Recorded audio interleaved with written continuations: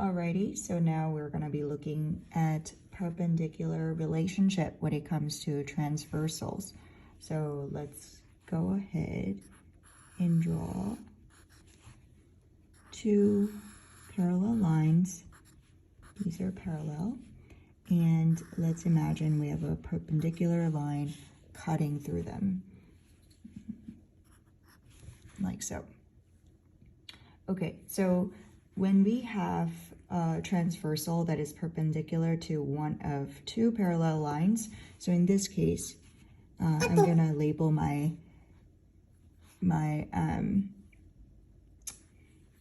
transversal J and my parallel lines H and K. So we know that H and K are parallel, right? So if H and K are parallel to each other, and we know that one of them, so in this case, J is perpendicular to H, then J is also perpendicular to K. Oh no. You should mute that. So, so this is our perpendicular transversal theorem.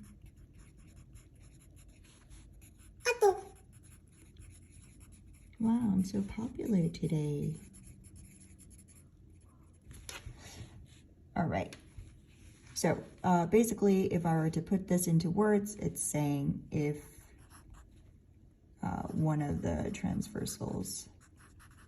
one of the parallel lines is perpendicular to a transversal, then the other parallel line is also perpendicular to the transversal. That's it, fairly simple. And then this time around, we're going to be looking at two lines again that are parallel. I'm going to label this. This is number 4, perpendicular theorem. We have two lines that are parallel, and we have one perpendicular line, one transversal that's also perpendicular. So in a plane, if two lines are perpendicular to the same line, so I'm going to label this one MN and P. Let's go ahead and show that line M and N are indeed perpendicular to P. So in this time around, if two lines are perpendicular to the same line, then they are parallel to each other. But there's one very important condition here, which is that in order for this to be established, they all have to be in the same plane, right? In one plane, in a plane. So that's a very important condition for us to keep in mind. And we call this lines perpendicular to a transversal theorem.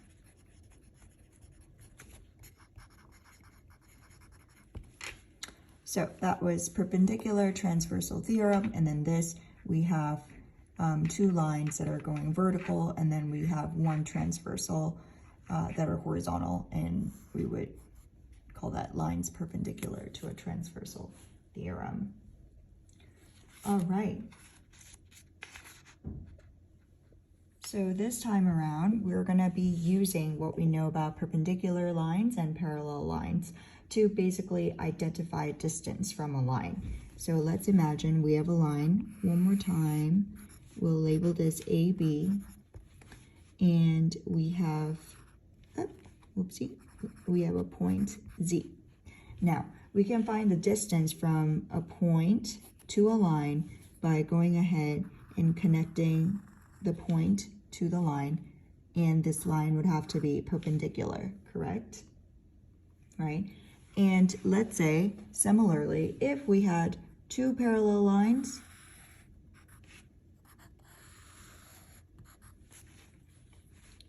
call this M, call this P,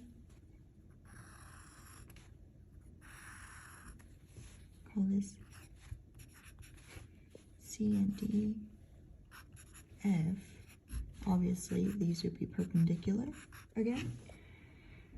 So when we are talking about the distance from a point to a line, we are talking about the length of the perpendicular segment from the point to the line. And this perpendicular segment, the most important thing for you to remember is that this perpendicular segment is the shortest distance between the point and the line. Perpendicular lines.